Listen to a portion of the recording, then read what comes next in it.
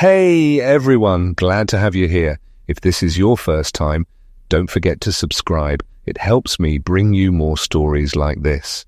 Now, get comfortable. It's time to dive into the story inside the lab. Houston's first zombie outbreak. Now, let's get started. The guard didn't ask for my name, just handed over a clipboard and pointed to where I needed to sign. The badge printer was already down, he said, and the system was acting up again.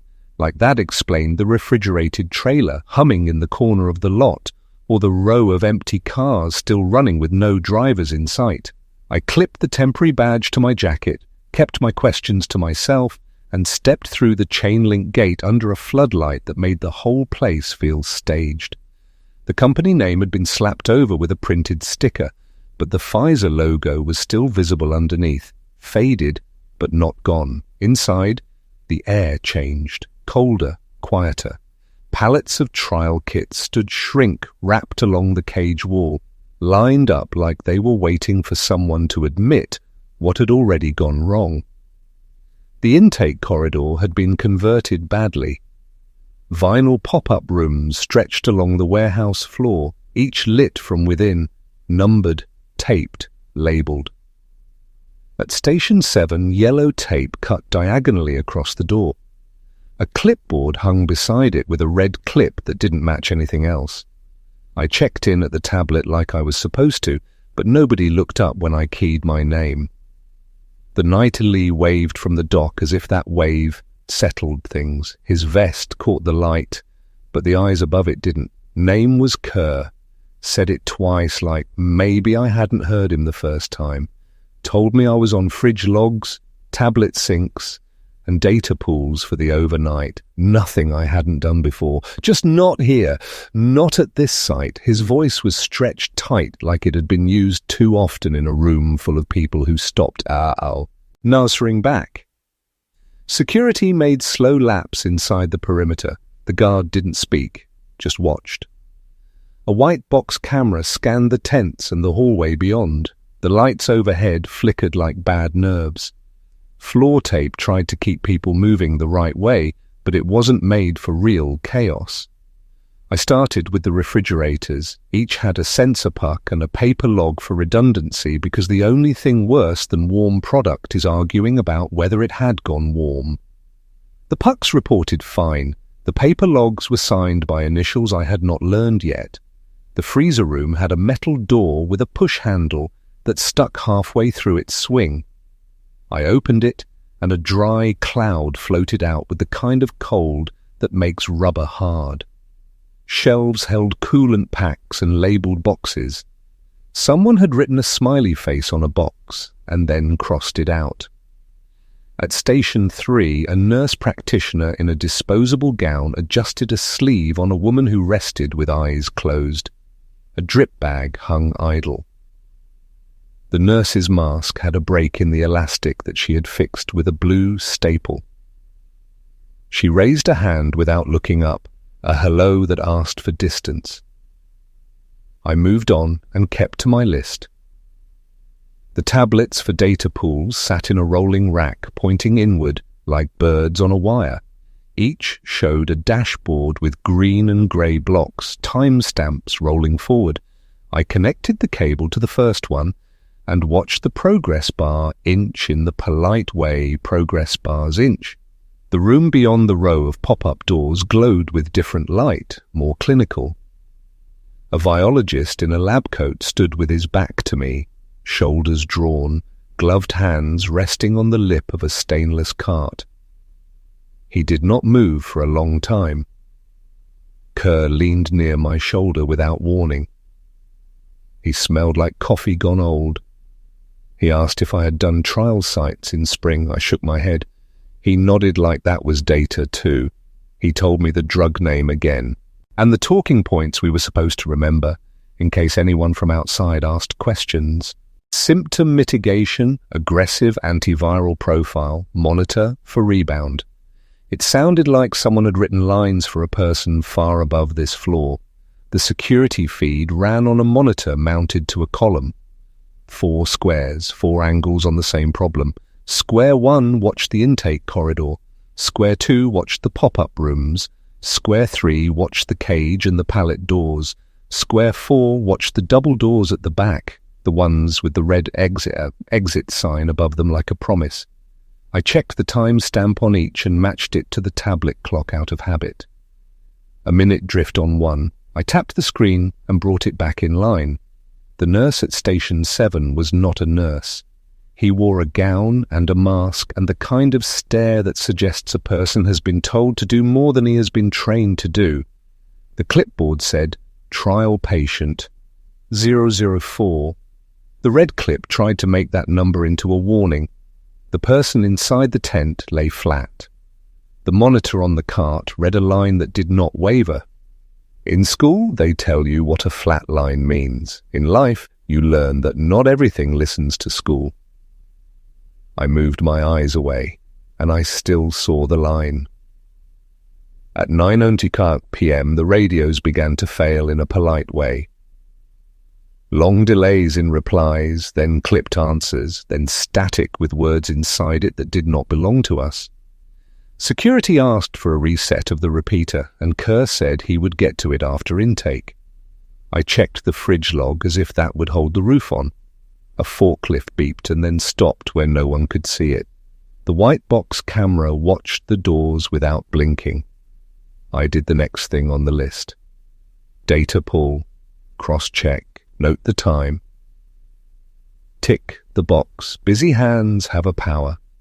The power lasts until it does not.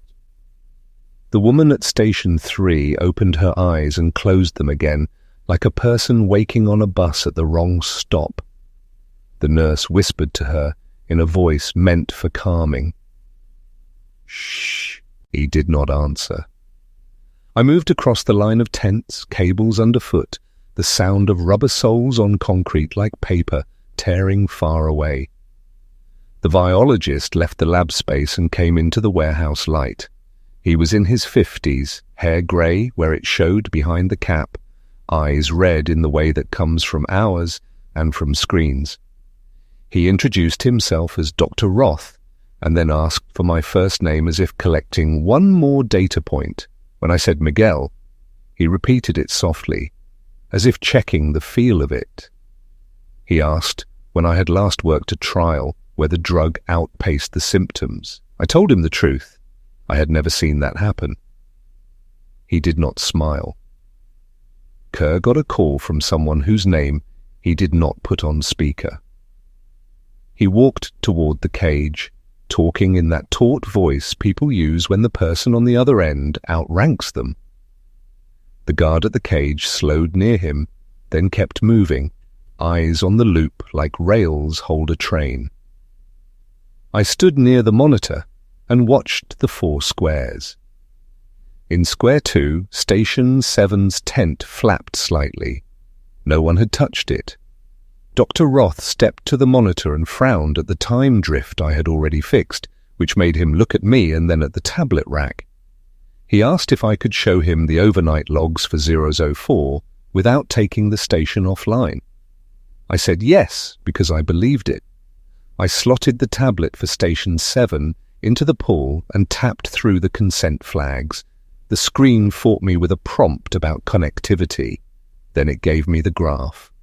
Fever spike at intake, sudden drop after first dose, a long flat band of very low activity, a line that might be sleep, a line that might be something else under a blanket. The radio on Kerr's shoulder chirped and spoke without waiting for him to answer.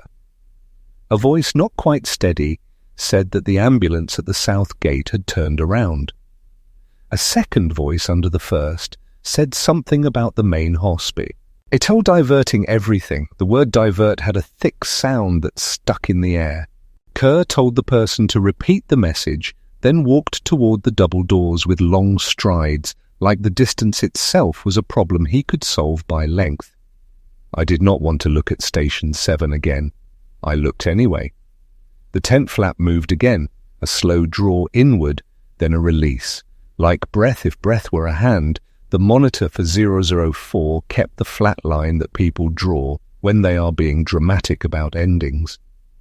The nurse in the borrowed gown shifted a step closer and then stopped with his toes on the tape. He looked around for someone to call his name. No one did. The double doors at the back opened and closed, and the sound was small for such a heavy swing. Kerr came back with a woman I had not seen. She wore plain scrubs and a face shield, with a glare that hid her eyes. She had the movement of a person who had been told to move through a place fast and without touching anything. She looked at Station 7 for a single second, then at Dr. Roth, then at me like I might be a missing piece. She told Kerr quietly that if any trial subject stopped responding, we were to seal the tent and call it no heroic measures. She said the word heroic like a thing out of a brochure. Security's loop carried the guard to the far end of the cage where the forklift was parked, like a large animal resting. The guard paused, ran a hand along the lift mast as if it might answer, then kept walking. The camera watched everything and said nothing. Outside, a horn honked 3 times from the highway, like someone laughing without humor. At 9:53, the lights buzzed. It was a small noise, but it made everyone in the visible world look up. I felt my jaw set, a thing my dentist had warned me about, a thing that gave me headaches I deserved. I took a slow swallow and tasted sanitizer I had not meant to taste. When I put the tablet down, my hand missed the rack by an inch and caught it the second time. Station 7's tent moved enough that the nurse finally stepped inside. He lifted the flap with 2 fingers and bent at the waist. Dr. Roth did not shout his name. He did not have to. The nurse dropped the flap and backed out. Hands up, palms out, a universal body sentence that said, "Stop." He said in a voice that sounded borrowed that the subject was responding. Kerr asked what kind of responding. The nurse said that a hand had reached for his sleeve. The nurse's sleeve had a brown mark I had not seen earlier. It looked like coffee. He rubbed at it without thinking and left it alone when it did not come off. Dr. Roth told everyone near Station 7 to step back and give space. He used a word from a training video for the way a person wakes wrong. He asked for the second dose protocol packet. Kerr told him the packet had been updated at 2000 and he had not had time to print it. Dr. Roth said he did not want the paper, he wanted the steps. The tent bulged outward, not much, enough to make the mask straps tug at the nurse's ears when he flinched. Kerr opened his mouth and closed it again. Dr. Roth lifted a hand as if to steady a shelf and kept it in the air, palm level, finger spread. He spoke out the steps he remembered. Monitor. Do not restrain unless safety demands it. Do not stimulate. Observe. Call for on-site physician. The on-site physician dropped a pen in the lab and did not pick it up. The monitor for Station 7 let out a little sound that was almost a tone. A hiccup in power, a test, a digital throat clear. The line on the screen stayed straight. I found my eyes flicking to the feed on the support column. Square 2 insisted on showing the tent as if the camera had decided that this square was its job now. In the upper corner of the square, the timestamp blinked once and returned. On the radio, someone out on the perimeter asked if we had the new pads for the crash. Bars. Kerr answered yes without looking. The person asked if we had applied the pads to the double doors. Kerr said no and then stopped himself from explaining why. The person on the perimeter said that the county alert system had sent a push about shelter in place for a 5-mile radius around one of the hospitals. No one asked which hospital. Everyone already knew it was one of the big ones. The woman in scrubs with the face shield made a small hand signal to Kerr. He nodded like he had just accepted the cost of something. He told security to lock the interior loop, which meant the guard would stay at the cage door and not make the walk. The guard did not protest. He posted at the door with the forklift to his left like a tall dog.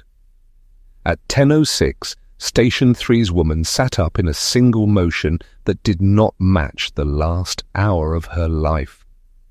The nurse with her made a sound that fit inside a breath and reached for the cart without taking his eyes off her.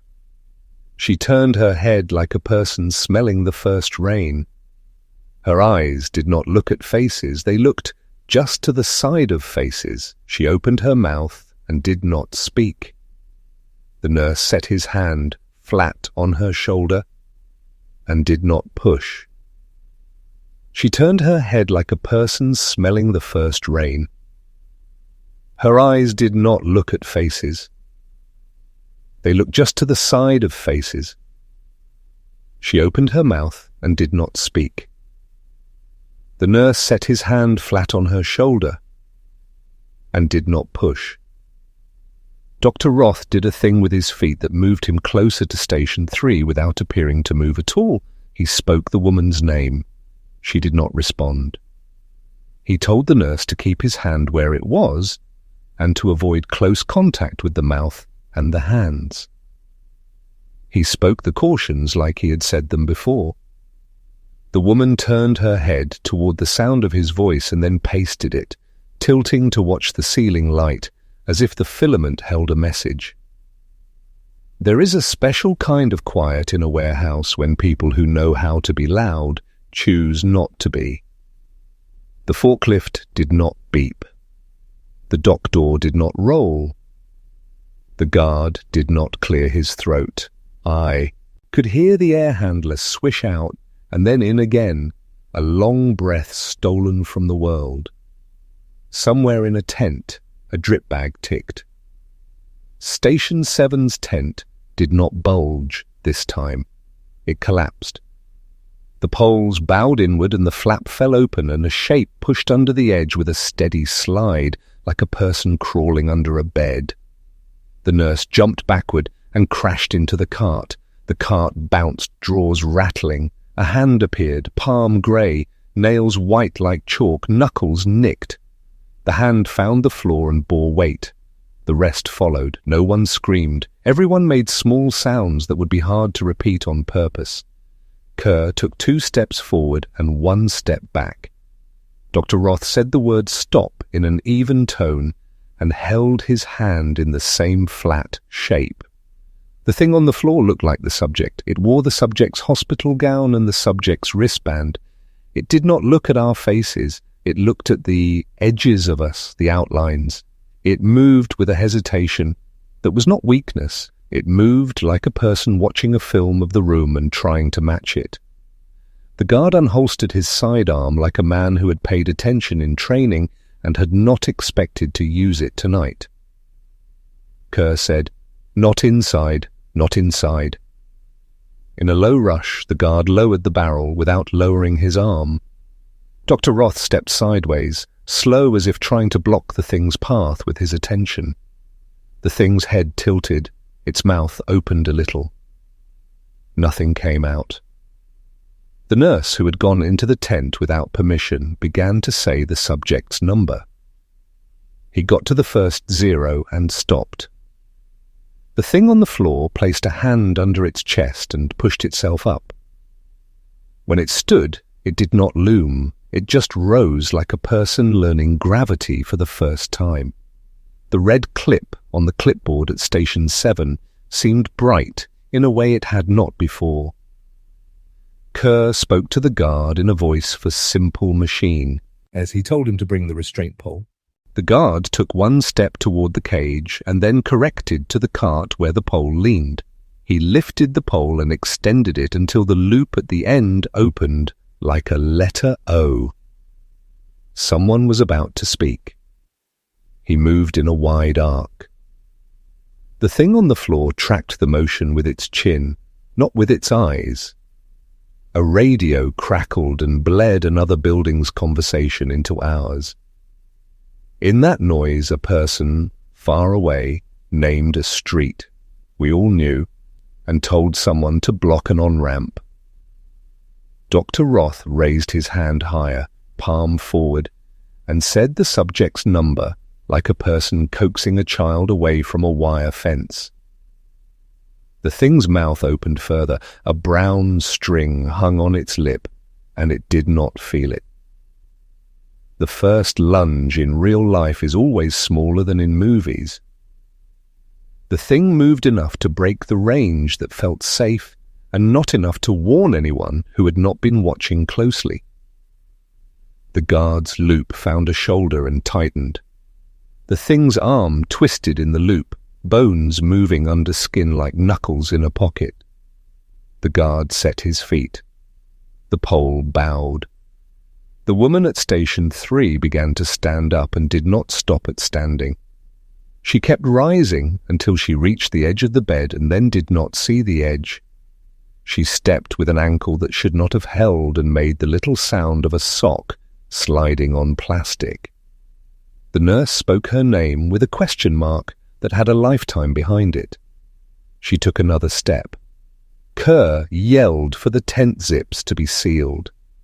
He yelled the words in the wrong order, and then again in the right order. People moved because motion does not need instructions. Plastic screamed as hands pulled.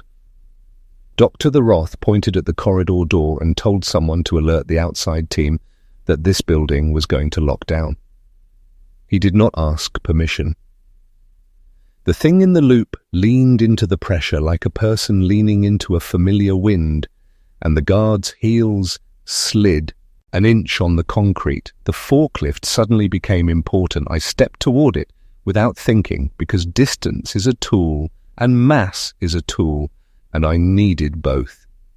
The keys hung from a little chain with a tag that had once said property of and then nothing. I turned the key and the machine woke. The orange light on top spun. A small carnival in a bad room. I drove the forks low and moved between the thing and the open space, making a fence out of metal no one could ignore. The guard used the shift to ease the loop toward a column where he could brace. The thing's lips moved. The sound that came out was not a word. It was the scrape of a throat that had been asleep too long. The movement of the mouth had purpose, but no language.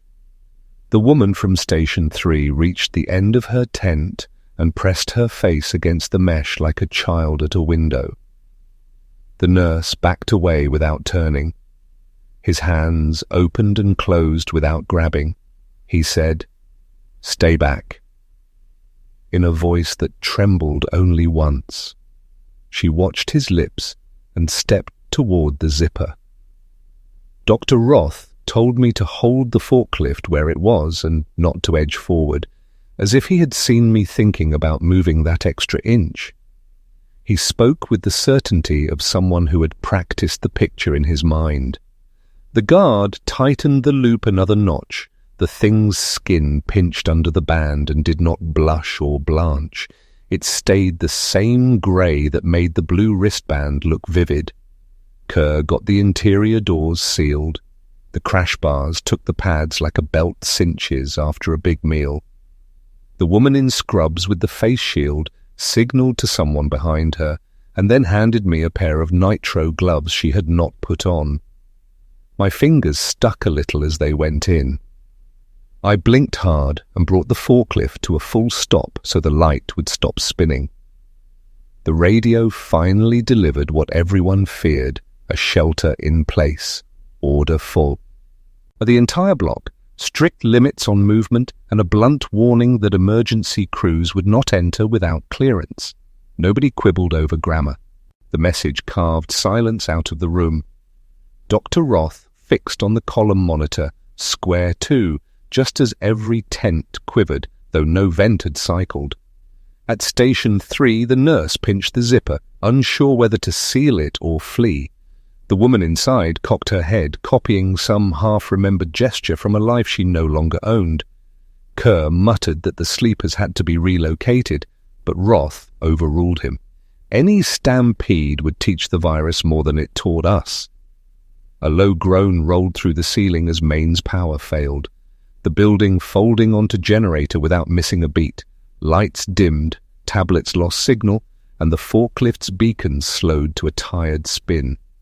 Loop-bound subject 004 pivoted toward that orange glow, drawn to the space it protected rather than the machine itself. And Roth nodded, seeing pattern in the drift. Suddenly the dock intercom crackled, someone outside banging and begging to be let in, flashing a badge that might have been real. Kerr ordered every door to stay shut. Roth, thinking ahead, asked whether the refrigerated trailer was live and lockable from the inside. I said it was and sprinted to double-check. Night air rire of wet asphalt and coolant as I slipped into the trailer.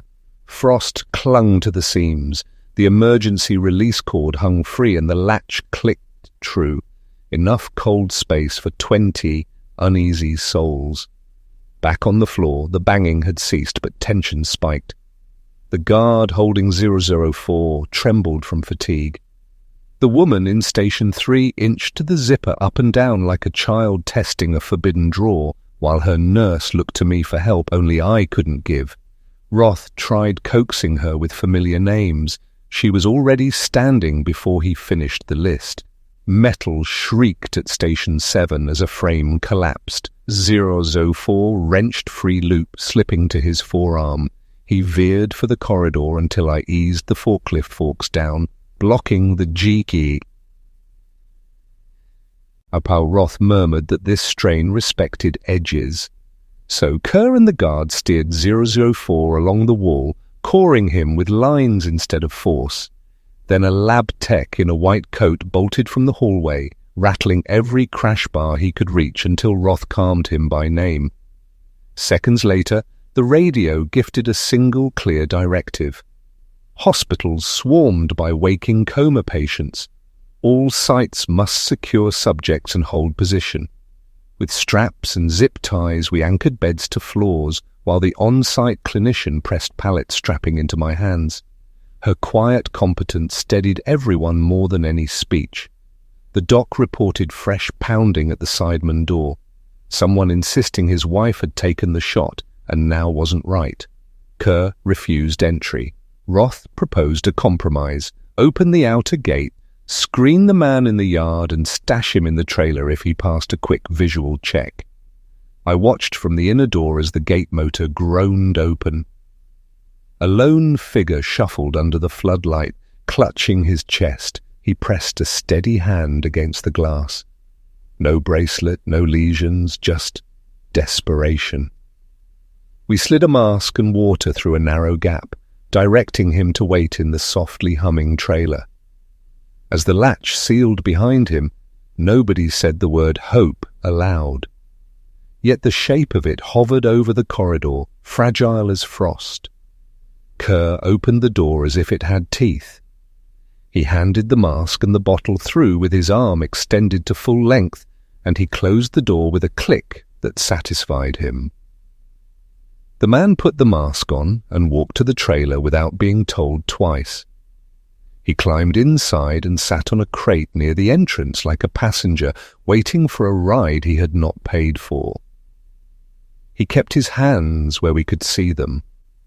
He kept the bottle in his lap, unopened. Dr. Roth nodded once, like the picture had improved by a single pixel. He turned back to the floor and to 004, who was now against the column with the loop tight and the guard breathing through his nose like an athlete. He told the guard to hold. He told the nurse at Station 3 to keep speaking and not to reach for the face. He told me to get the pallet straps we had left and to set up a barrier between the pop-up row in the open space, a low fence that would guide feet. We slung straps between pallet ends and column bases and the forklift mast. It looked ridiculous, and then it looked like design. The subjects, the ones who had begun to stand, drifted toward the lines as if drawn by etiquette. The woman at Station 3's mesh stood at the zipper and watched the strap like a road. She placed her palm against the mesh and tracked the length of the strap with her fingertips, moving in time with nothing but the thought of edges. At 10:41, the generator hiccuped under load and came back. The lights dipped like a person nodding off and snapping awake. In that half-second, square 2 on the monitor went to black and then returned. In that return, the image had a grain-like old film. The 10th row looked slightly wrong. I blinked and it corrected. The woman in scrubs saw it too and did not comment because commenting would make it real. A crash broke the quiet. The intake corridor door had swung open to the limit of its bar and slammed back. A man in an intake gown stepped through with the uncertain stride that had already become familiar tonight. He moved along the wall as if the cinder blocks had a map printed on them. He approached the first strap we had strung and stopped, examining the tension with his eyes and then with the back of his hand. Kerr cursed softly in a way that broke none of the rules and all of the calm. The new subject's wristband read, "Oh, oof." I saw the number as he brushed the strap. His face had a cut that had dried into a stiff line.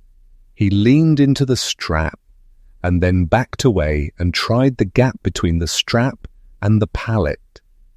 He did not look at any of us. He looked at the problem we had given him and interrogated it with the patience of a craftsman. Dr. Roth watched him as a teacher watches a student solve a problem in an unexpected order. We needed another fence, and we needed to clear a path to the trailer. The math of it looked simple and felt like juggling knives with oven mitts on. I ran to the cage and grabbed 2 more straps and a roll of shrink wrap. The shrink wrap had a cardboard core and spun out with a whine. I circled a column and a pallet until a plastic wall existed where there had been air. It looked fragile. It tested strong. Kerr asked the guard if he could hold 004 while Kerr relieved the dock. The guard did not answer. He nodded. His face had the flat look of a man inside a task that fills the whole day. He shifted his grip by a fraction and found a better angle. 04 pressed the back of his head against the column and closed and opened his mouth. The tongue flicked against his teeth with no memory of names. A streak of light moved across the far wall. I turned and saw headlights across the outer gate. A car rolled past slowly like someone looking for a number in the rain. It did not stop. It did not honk. It drifted out of sight. The yard returned to the steady white of the security floods. The man in the trailer looked at the passing light and then down at his hands again. He twisted the cap on the water and took a sip. He closed his eyes while he swallowed and then opened them quickly as if he had remembered something unpleasant about closing his eyes.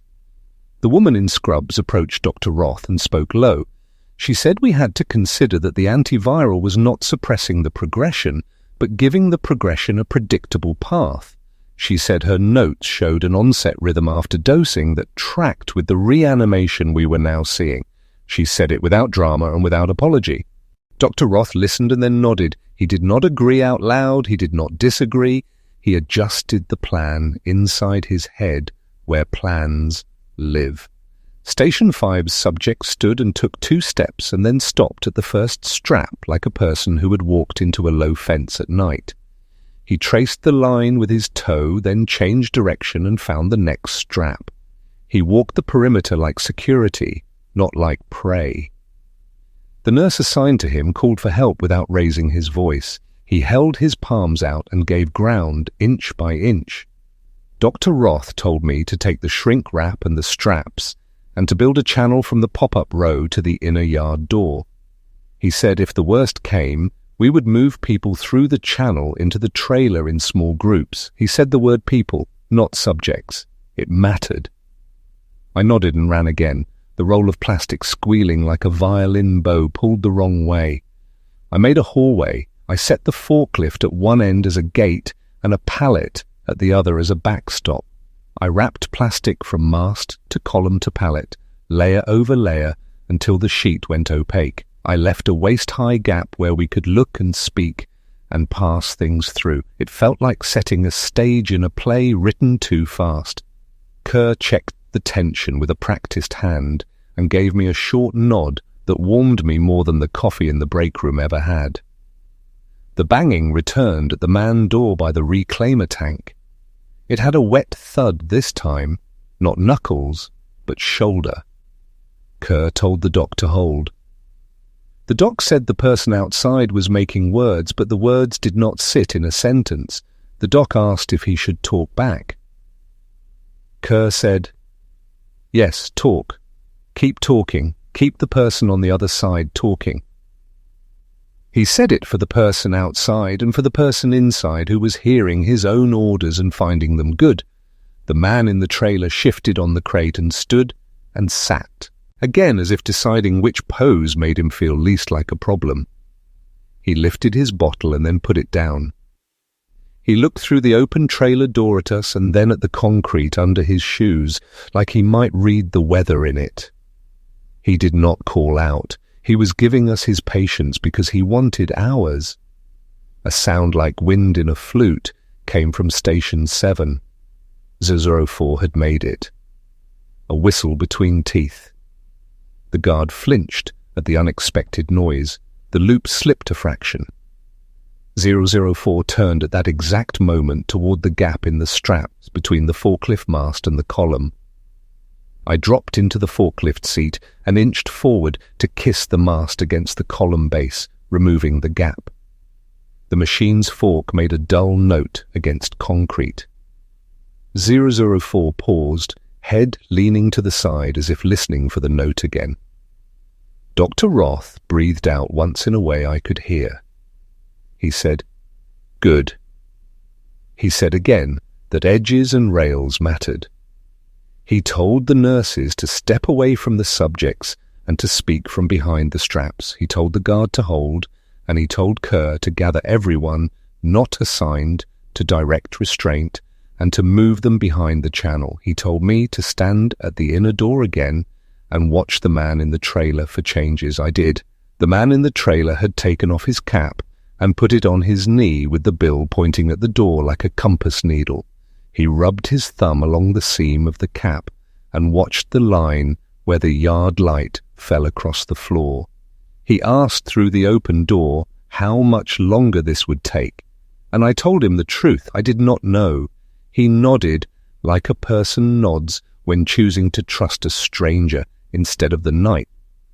At 10:58, the first scream came from inside the tents and turned into a cough before it could become a scream. The nurse at Station 9 shouted for help, and then swallowed the shout and spoke the name of the subject instead. The subject had bitten through the IV line and was chewing the rubber like a child chews on a toy at a store. While the parent says not to, Dr. Roth said, "Leave it," then changed his mind and said, "Restrain the hands, not the mouth." The nurse wrapped the wrists with soft restraints that tightened with a sound like snow under a boot. The world narrowed then. The line we had made with straps and plastic became the map. The subjects wandered toward it and along it, and the staff moved behind it in parallel, guiding with voices and with small movements, not touching except when touch was essential. The guard with the loop found a resting point and held like a statue of a man holding a rope in a storm. Kerr floated up and down the row like a man coaching a crew team, calling changes and watching for collapse. Dr. Roth stayed still. He stood where he could see the entire field and keep his words short. I realized he had stopped saying the drug's name. He talked about what we were seeing. He asked for note-takers. And the woman in scrubs lifted a tablet and began to speak into it softly, marking times and actions, not a report for a boss. A log, so the person after us would know what had worked. The man in the trailer called my name. It took me a second to understand that he had remembered it from the one moment at the door. He asked if he could tell me something he did not want to say to the others because it would sound like a confession. I stepped closer. He told me his wife had taken the antiviral at home, not at a clinic. He had gotten it from a friend of a friend who worked at a different facility, and he had not waited for instructions because he had been afraid of the line at the hospital. He said she slept and then she moved in her sleep like someone climbing a ladder in a dream. He said he had to tie her hands to keep her from scratching her face. He said he was not proud of that. I did not judge him. I told him to keep talking. He said she woke and did not know him and looked over his shoulder like something better was behind her neck. He said she had made a noise in her throat, like a bird lost in a warehouse. He said she had stood up and then forgotten how chairs worked. He said he had led her to the car, but she did not like doors that swung inward. He said he had put her back in the apartment and told the neighbor to listen, and he had driven here because the neighbor had said the word Pfizer, like a prayer, and like a curse too. I told him he had done what he thought was best at a time when best had changed meaning. He asked if the drug could make things worse. I said I was not qualified to say. He laughed once, a dry noise that did not linger, and said none of us were qualified anymore. He asked if he could wait. I told him yes. He said, "Thank you." That word hit a spot in me that had been sore for a long time and did not know it. Station 7 bucked, the loop held, the guard's arms did not. He lost a step and hit his shoulder against the column, and I saw in that impact a future where he was not my co-worker, but a name on a clipboard. Kerr saw it too. He shouted for a second set of hands. And the nurse from Station 5 stepped in without a pause, grabbing the pole midway and bracing. The two men held the loop together like a friend carries a heavy couch. The woman in scrubs made a small motion with her head toward me. I went to her side. She told me quietly that if the loop snapped, we would retreat through the channel in pairs, with one person watching the subject and one person watching the ground. She told me to grab the CO2 extinguisher by the cage in case we needed a blast of cold and noise to reset a moment. She did not tell me where to spray. She trusted me to use my judgment. That trust steadied my hands. At 11:21, the radio returned with one more sentence, raw and useful. The message said that the outbreak at the hospital had begun inside the sleep ward. It said the staff had been overtaken when comatose patients sat up. It said to avoid narrow hallways. It said to give the infected wide turns. It did not say infected. It did not use any word that would scare more than it helped. I appreciated that. We gave wide turns by redesign. I took the shrink wrap roll and expanded the channel's corners into curves. I rounded the path like a freeway engineer who had decided to be kind to trucks. The subjects noticed the curve and adopted it. The guard with 004 used the curve to steer him toward the sidewall. The man in the trailer watched me lay plastic like a spider and gave me a small salute with the water bottle. A sudden thought came and made my feet move before my head had finished it. I ran to the freezer door and checked the latch. I checked the hinge pins. I looked for a way to wedge it open that would still allow it to close if someone panicked and slammed it. I found a short pallet board and placed it against the jamb at a safe angle. I hung a piece of tape with a note written in Sharpie. Pull to free latch. Do not slam. It looked foolish and merciful at once. I turned to see Dole 12 standing at the entry to the channel, one hand low, brushing the plastic as if feeling wind through tall grass. The plastic twanged and recovered. Dr. Roth watched this with that same school teacher focus. A sharp, metallic clang ricocheted across the warehouse, too loud to pin on settling pipes or a loose rack brace. Every head turned. 012 jerked away from the plastic, pupils flaring like shutter apertures. Before Roth could issue another calm instruction, the straps that hemmed Station 5 trembled, then parted as if someone inside had finally solved the puzzle of tension and direction. Trial subject 019 stepped through the breach, eyes vacant yet predatory, lips peeled back from teeth, slick with IV fluid. The nurse who had been guiding him earlier stutter-stepped, trying to hurt her 019 back with voice alone. But the subject advanced, arms stiff, shoulders rolling in short, powerful shoeies that ignored personal space the way a forklift ignores cones. The plastic wall warped under 019's weight, the shrink wrap sheeting tearing with a dry howl, and the entire enclosure lost its straight lines in seconds. Kerr shouted for the CO2 extinguisher even as he grabbed the pull from the exhausted guard. Luis snatched a broom handle, half out of reflex, half out of some instinct older than reason. I triggered the extinguisher and sent a freezing fog across Woe 19's chest, not to hurt him, just to break momentum. It bought 3 heartbeats, nothing more. 019 recoiled, then ploughed forward again, his skin blanching, but his resolve unbroken. 3 other subjects drawn by the commotion pivoted toward the widening gap in the containment barrier. Their footsteps landed in eerie unison, a metronome of error we'd never rehearsed for. Dr. Roth called for everyone still ambulatory to fall back to the corridor, but half the staff hesitated, frozen by training manuals that had never accounted for medicine teaching a virus new tricks. The man who'd waited in the trailer tried to guide one of the data clerks toward the freezer hall.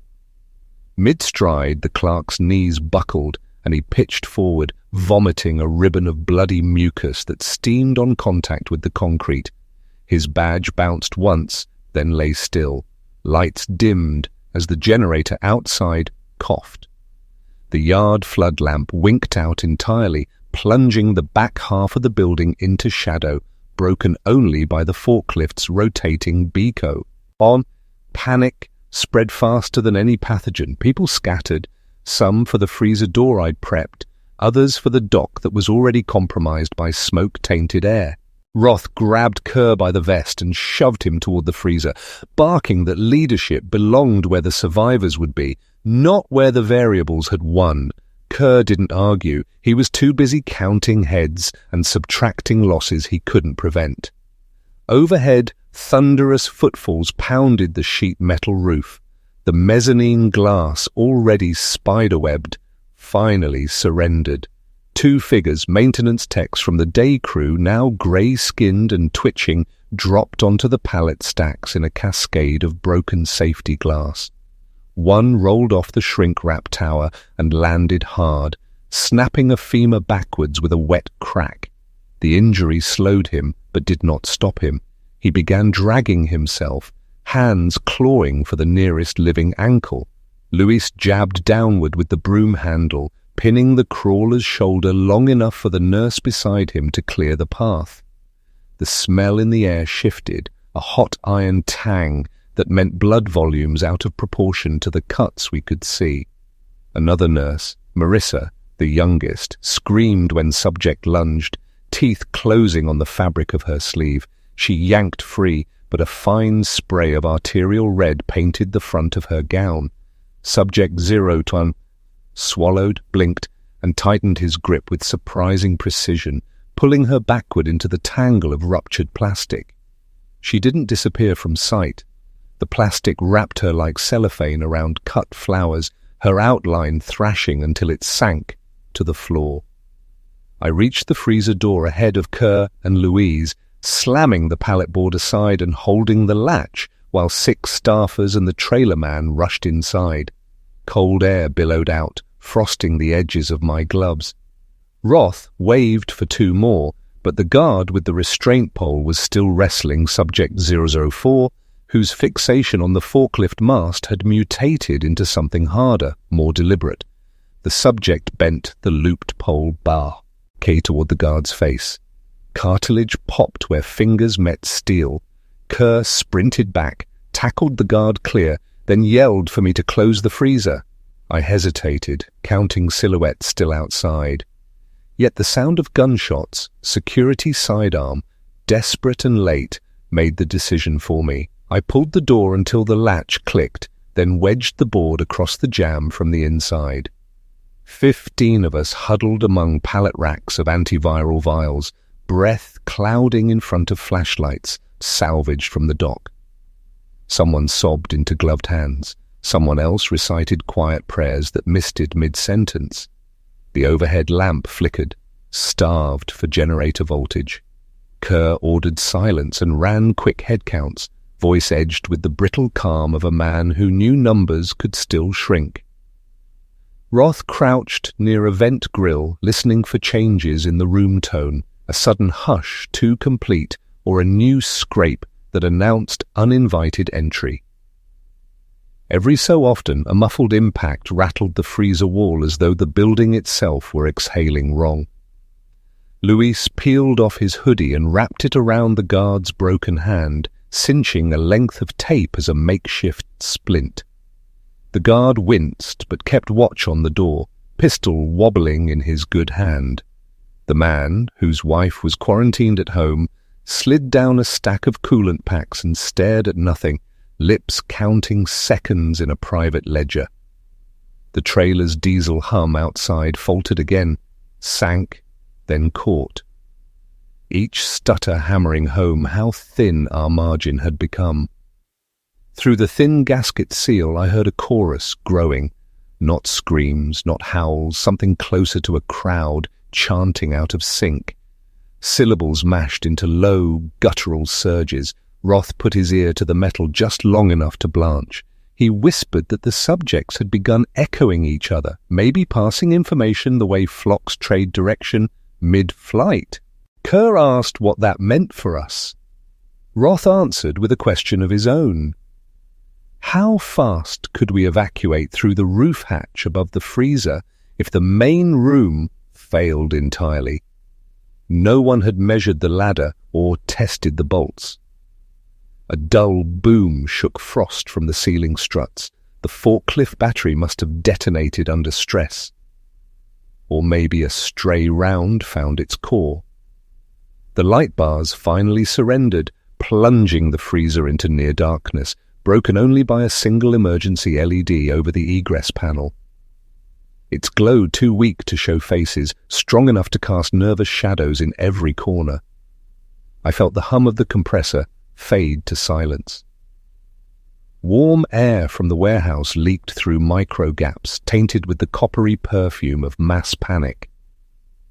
Someone asked who still had phone signal. Screens lit, search bars spun. Every carrier logo sat mute. Disconnection felt physical, like a rung missing on a ladder you reach for in the dark. Outside, the chanting became pounding. Hands, bodies, maybe furniture used as a ram. Metal deformed in slow waves, the hinge bolts telegraphed each strike down the inside skin of the freezer, a crude Morse warning we couldn't decrypt fast enough. Roth closed his eyes as if replaying earlier footage, looking for missed frames that held answers. None surfaced. Kerr motioned me and Lewis to the hatch. I climbed first, fingertips burning from cold bite against the steel ladder. At the top, the locking wheel turned half a notch before jamming. Ice and paint fused it to the frame. Below the guard steadied the ladder, his breath a soar of pain. Another impact bowed the freezer door inward, gasket whining. From the other side I heard Marissa's voice, soft, pleading, threaded with a rasp that no longer sounded fully human. Someone behind her repeated the short, long rhythm with fists, striking metal until skin split. Kerr hissed for a crowbar. Louise passed up the broken broom handle. I wedged it into the wheel spokes and leaned, praying the weld would fail before the shaft. A sudden crack echoed, either victory or disaster. The wheel spun free an inch, letting snow-cold air rush from above. I couldn't see past the hatch lip, only taste open sky and rain on the night breeze. Lights far off flickered like a city failing by districts. Roth gave the order. 2 at a time, ladder up out, scattered to the northern berm, where the rail spur dipped below grade. From there, follow the track west until dawn. He believed the infected resisted slopes and uneven ballast. The rails might confuse their edge-finding fixation. The plan fit his string through not theory, but it also required leaving some behind to delay the breach and buy seconds. No one volunteered. No one refused. The choice dissolved as another battering ram thudded the freezer door off one hinge, stainless, clanging to the floor. Kerr raised the pistol, jaw set in grim calculus. I looked down the ladder and met his eyes for what might be the last uncomplicated moment we would share. Then I heaved the hatch fully open. A strip of storm-lit sky sliced across the freezer ceiling, blue-grey and indifferent. Louise climbed past me, boots clanging, hauling the guard one-handed despite the splint. The man with the wife paused at the rung, whispered something I couldn't pass, and pressed a thumb drive into my palm. Data pools, raw logs, every failed reading that had led us here. "Someone needs to tell it right," he said, voice a brittle whisper. Then he started up, shoulders shaking under invisible weight. Below, Roth pulled the pallet board from the jamb and wedged it sideways into the gap where the hinge had failed. He shouted for Kerr to follow us, but Kerr shook his head, fired 2 rounds into the advancing silhouettes, and shoved Roth toward the ladder. The freezer echoed with the clash of metal on bone, a roar of compressed air venting, and the first unmistakable screams of people who realized help had to be reinvented on the fly. Roth climbed, dragging the box of vials over his shoulder like contraband from a doomed era. I emerged onto the roof just as wind picked up, whipping steam plumes off the HVAC stacks. Lewis herded the first wave toward the far parapet, where a maintenance ladder led to the rail spur. Lightning flashed deep over downtown, outlining skyscrapers already half dark. Sirens faded in and out as though swallowed by the city's concrete canyons. Behind me, Roth's head cleared the hatch. He braced the lid open with a broken ladder rung. Inside, the freezer erupted in violent clangs. Then, dull, wet impacts I refused to catalogue. Kerr hadn't climbed after all. Roth whispered that we had seconds before the infected found the maintenance stair, and that the rail spur was only a theory. I tucked the thumb drive into an inner pocket and scanned the skyline, hunting for anything that looked like a switchyard dip or a service tunnel. The storm clouds flickered again, showing more shapes on distant rooftops. Some trying to signal, some simply wandering the edges, mesmerized by height and the geometry of ledges. Survival and pattern recognition had become the same task. We spread out along the parapet, cold wind biting through gowns and scrubs, waiting for momentum or terror to decide which direction we would run first. Below, the freezer door finally buckled with a scream of tortured steel, and a surge of indistinct figures poured into the yard, some slipping, some scrambling upright, all angling for lines, corners, edges they could understand. The sky opened with a scatty ear of cold rain that smelled of burnt plastic and diesel. There was no clear path, only options measured in minutes. I looked at Luis, then at Roth. Nobody spoke because every word felt like it might knock the world further out of alignment. Thank you so much for taking the time to listen to this story today. Hoping to see you all again very soon. Till then, sweet dreams.